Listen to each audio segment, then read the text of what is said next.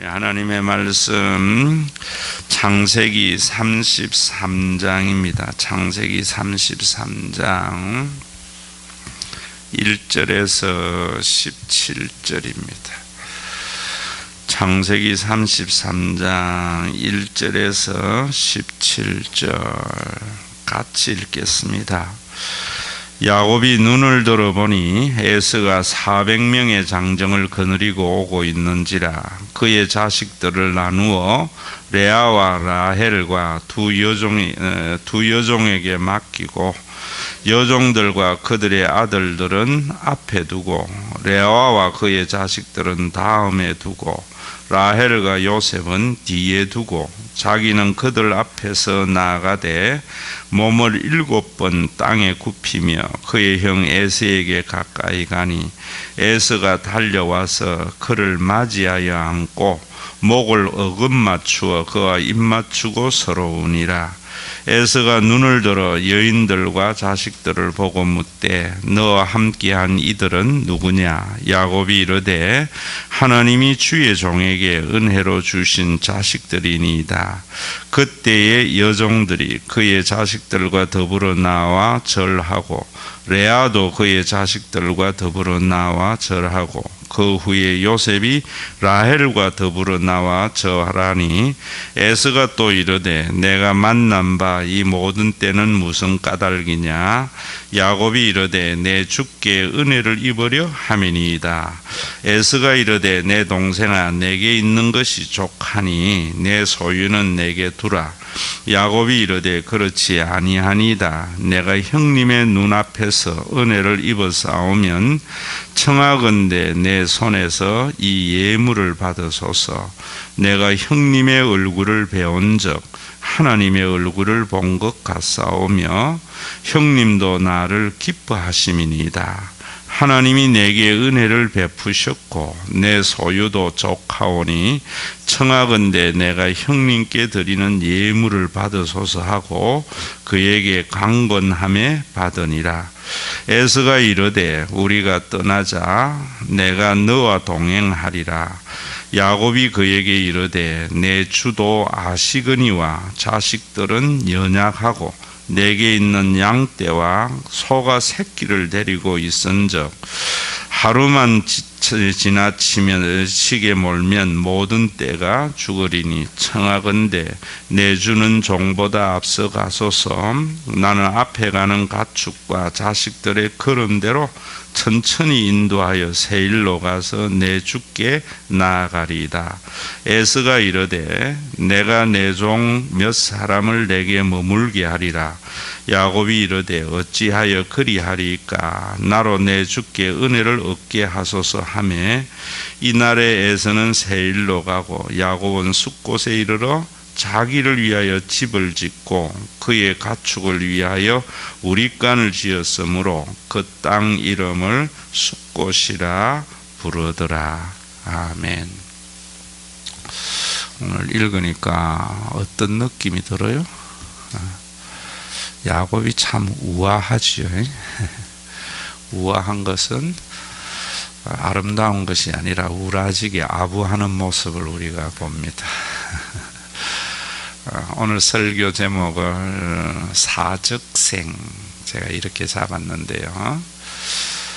이스라엘 백성들이 지금 가나안 땅에 가야 돼요. 가나안 땅에 가는 이유는 그 땅에 가서 신천신지 새로운 세계를 열어야 돼요. 하나님의 나라의 모범인.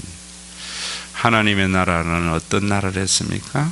우리 어제 수요일 날도 말씀을 드렸지만은 사람이 사람을 이용하는 것이 아니라 사람이 사람을 섬기는 나라예요. 교회는 그래야 돼요. 참 얼마나 좋습니까? 그렇죠? 우리에게도 사람을 이용하려고 하고 또 다른 사람들도 우리를 이용하려고 하니까 언제나 참 힘들지요. 그런데 좋은 줄은 알면서 우리가 그리로 나아갈 때에는 참 쉽지 않지요. 쉽지 않지요. 다른 수많은 사람들이 또 이용하려고 하고 나만 사람을 섬기는 그런 삶을 살면은 나만 이용당하고 그런 것이 아닌가. 우리 속에 그런 생각이 언제나 있습니다. 그래서 우리가 영을 따르는 성령의 생각하고 또 육을 따르는 육의 생각이 육신을 가지고 있는 인간인 거로 언제나 우리 속에 존재합니다. 야곱도 참 이런 갈등이 있었으리라 생각해요. 그러면 우리가 그렇게 살려면은 하나님의 약속을 믿어야 돼요. 하나님의 말씀을 믿어야 돼요. 이스라엘 백성들이 하나님께서 가나안 땅을 주시겠다고 약속을 했는데도 그곳에 가보니까 안악 자손이 있고 좋은 줄은 알았잖아요. 포도 한 송이를 장정이 둘이 매야 할 정도로 소출이 풍성하고 젖과 꿀이 흐르는 좋은 땅인 것은 알았지요. 지금 팔레스타인에 여러분 성지순례 가서 보면은 황량한 사막인데 뭐 여기가 젖과 꿀이 흐르겠나 이래도 지금하고 옛날하고 다르거든요. 인간이 살면은 그렇게 황폐하게 돼요. 여러분 성경에 보면은 삼손이 어쨌습니까? 손으로 사자 새끼를 잡을 정도로 사자가 살았던 밀림과 같은 지역이었던 것을 우리가 보잖아요. 그렇게 젖과 꿀이 흐르는 좋은 땅이지만은 그곳에는 가나안 족속이 이미 차지하고 있었기 때문에 참 들어가기가 두렵다고.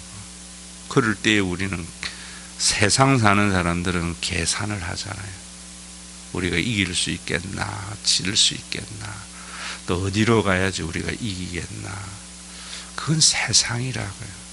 우리 예수 믿는 사람은 하나님 믿고 가는 거예요. 그런데 그런 믿음이 그게 그렇게 쉽지 않아서 우리가 이렇게 새벽에 나와서 기도도 하고 또 매일 말씀을 듣고 무장하는 거다 이 말입니다. 그런 그들에게 머뭇거리는 그들에게 모세가 창세기를 가지고 설교한 겁니다. 우리 조상 야곱 봐라. 우리가 야곱의 족속 아니냐. 그런데 야곱도 우리가 며칠 전에 본 대로 하나님께서는 분명히 뭘 주었어요? 그 가나안 땅에 들어가도록 약속을 해 주었다고요.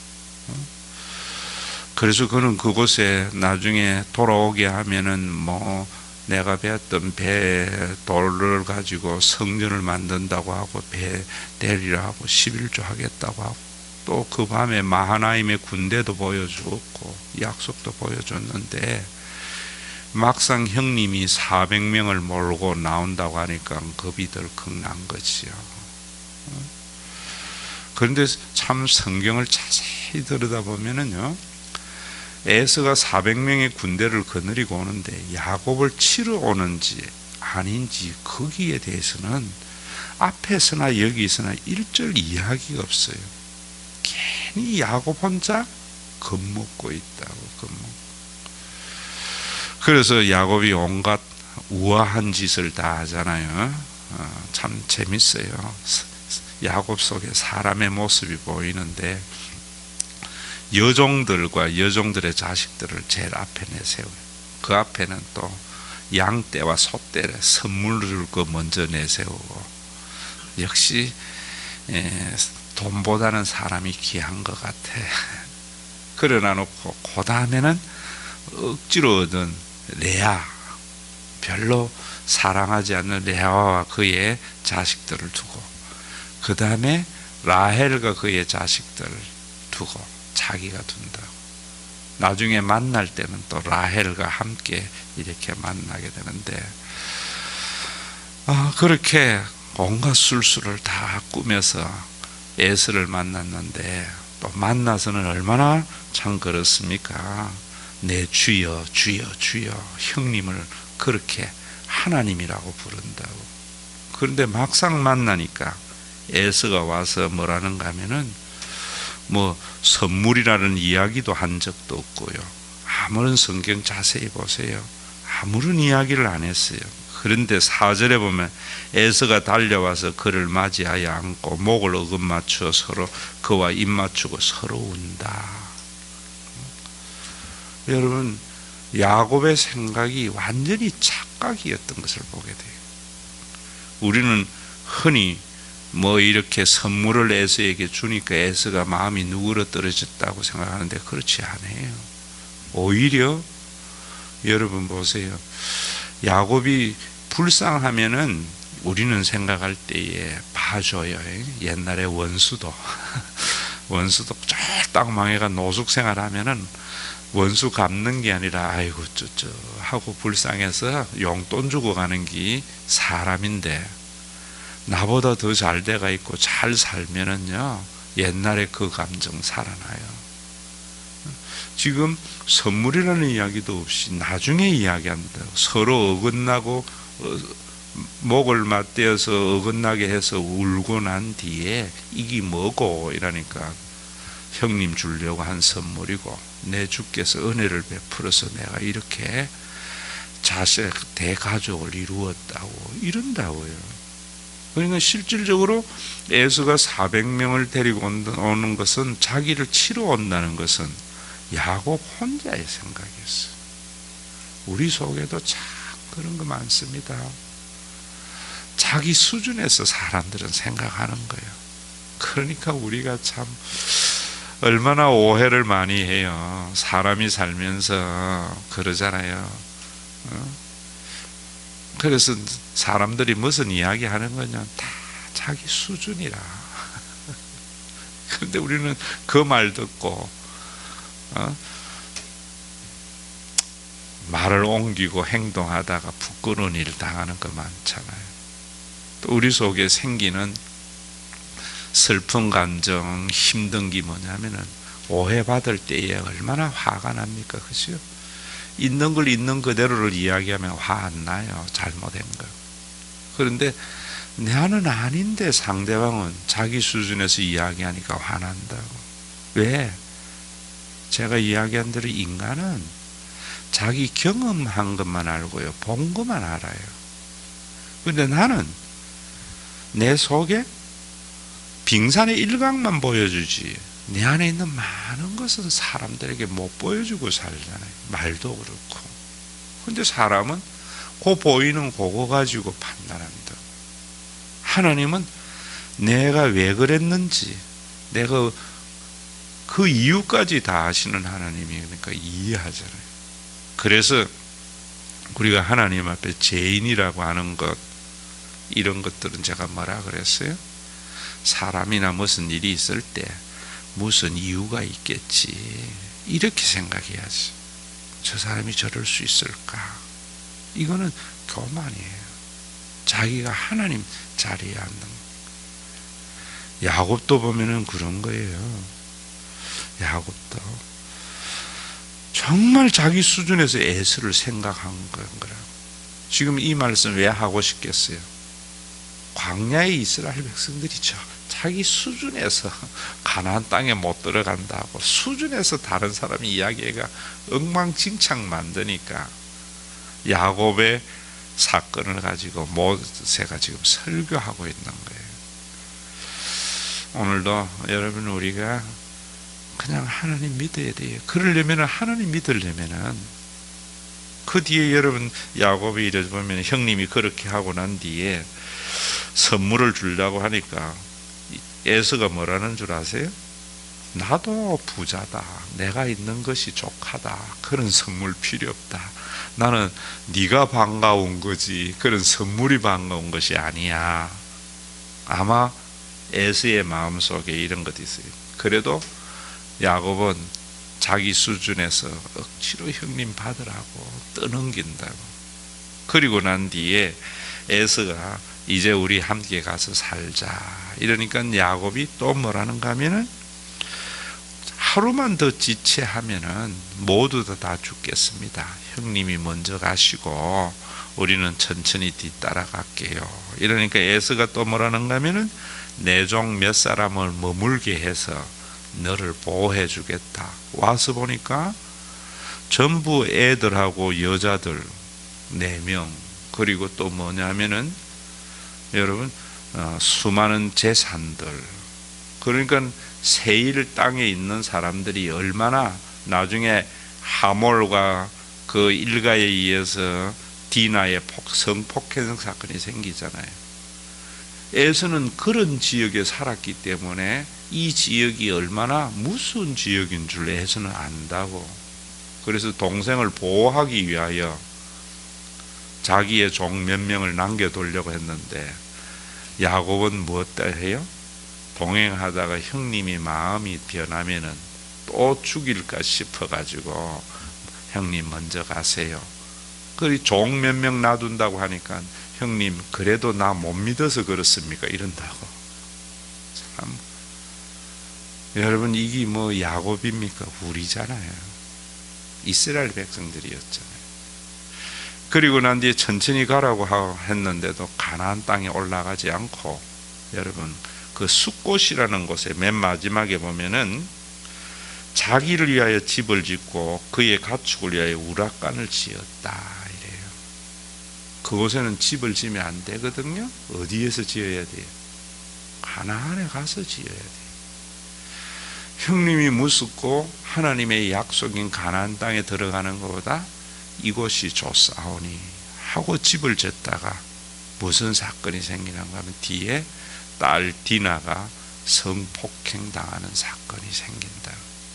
그래가지고 또 시므온과 레이가 엄마가 같은 배에서 난 오빠들이 가서 또 할례를 받게 하는 사이에 전부 다 죽이는 바람에 거기에서 또 떠나게 되는 이런 역사가 있다고요. 여러분, 예수를 믿는 것은요 뭐냐면은 하나님 약속 믿고 가는 길이지 다른 길 아니에요. 그러면은 하나님 믿으려면 뭐 해야 되겠어요? 제가 오늘 설교 제목대로 사적생이에요. 세상도 그래요. 죽고자 하는 자는 산다고. 이 세상의 모든 사람들의 문제가 뭐냐면은 살려고 하다가 엉망진창된 거예요. 야곱과 같이. 대통령들이 다 나중에 청와대 나오면서 후회하는 게 뭐냐면은 거기서 자기가 살려고 발버둥치다 죽으려고 하면은요 훌륭한 대통령 되어져요. 목회도 그런 것 같아. 내가 살려고 내 방법 쓰면은요 되는 것도 안 돼요. 그러면 우리가 사적생 죽으려고 사는 게 뭔가 하는 것도 알아야 될 것 같아. 망할 짓을 하면서 자살하라 이런 말 아니에요. 그리스도 안에서 죽는 것은 뭐냐면은 결과에 연연하지 말고 현재에 최선을 다하고 결과가 나오면은 그대로 받아들이는 것이 그리스도 안에서 죽는 거예요. 이 말 참 중요합니다. 우리는 우리에게 주어진 지혜를 다해서요 오늘 최선을 다해야 돼요. 그런데 결과는 누구에게 맡기는 거예요?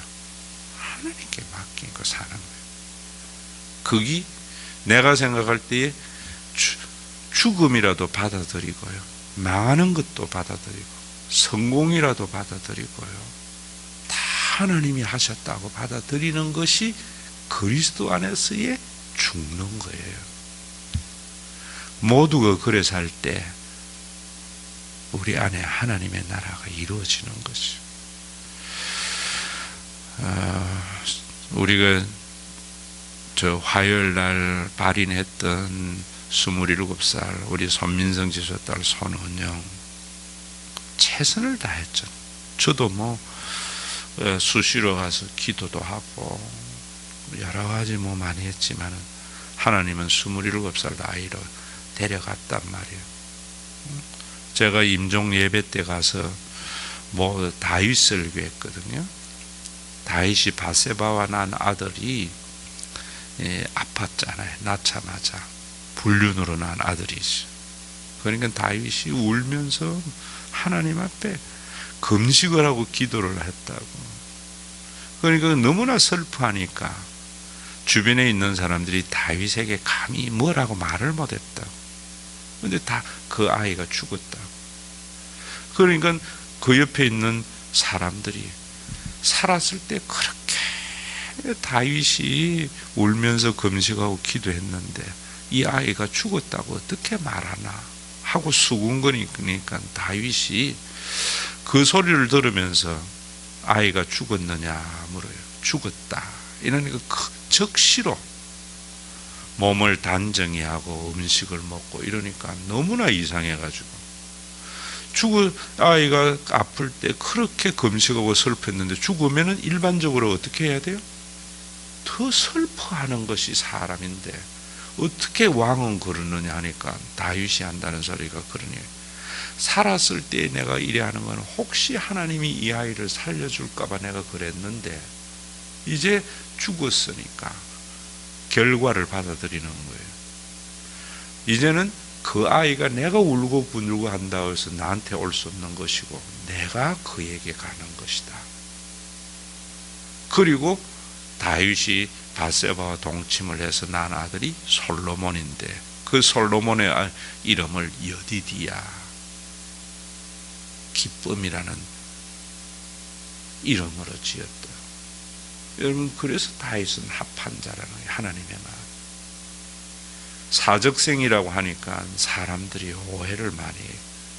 그냥 돈키호테 같이 죽을 똥 살 똥 모르고 뛰어들고 그냥 나는 믿음으로 나아간다고 미심이다 하고 나아가는 그런 믿음이 사적생인 줄 아니에요.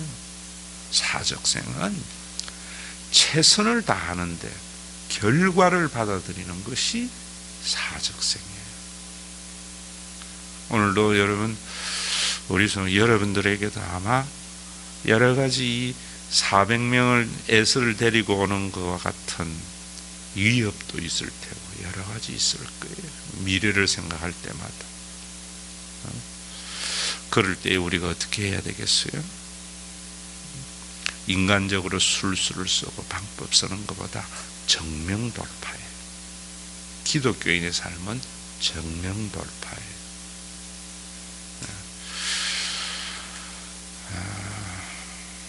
우리 교회 부분 한 분 가운데에 굉장히 지금 어려움을 겪고 있는 분이 있는데 제가 그런 이야기 했어요. 맨날 내게 만나는 사람 보면은요, 돈 안 되는 사람들끼리 만나가지고 계획 잡아요. 내가 가만히 보면은 서로 안 되는 사람끼리 만나가 계획 짜면서 상대방 보고 위로 얻는 거예요. 계획 가지고 소망 얻고, 그거 시간 낭비예요. 내가 시간 낭비라 그랬어요. 두 가지다. 하나는 있는 사람 종로로 대주든지 아니면은 쌍놈 발떡이라고 뭐 대리운전이라도 하든지 돈 100만 원 버는 거로 해서 열심히 발로 뛰는 것이지 그런 것은 아니다. 제가 그런 이야기 했어요. 이건 맞습니다. 정말 여러분, 없는 사람이 이 세상에 사는 거는 있는 사람 붙어가지고 종로로 대주든지 없는 사람들끼리 모여가지고 계획 잡아가 백날 해보세요. 다람쥐 세 바퀴 돌리는 것이. 아예 혼자서 대리운전이라도 하면서 한 달에 100만 원, 200만 원이라도 버는 게 훨씬 나아요. 그게 예수 믿는 사람의 삶이에요. 다행히 저는 하나님께서 있는 사람들이 언제나 옆에 붙어 있는 대학교에서나 어디에서나 종노릇을 안 해도 잘 대접을 해주더라고. 그래서 되도록이면은 있는 동네에서 노는 게 훨 나아요. 한 사람이라도. 말씀 알아들었지. 우리가 이 세상에 살면서요, 최선을 다하면서 사는, 그러나 결과를 하나님께 맡기는 것이, 났을 때 하나님의 뜻이 아는 것이 우아하지 않게 살아갈 수 있는 것, 후회하지 않고 비겁하지 않게 사는 방법이에요.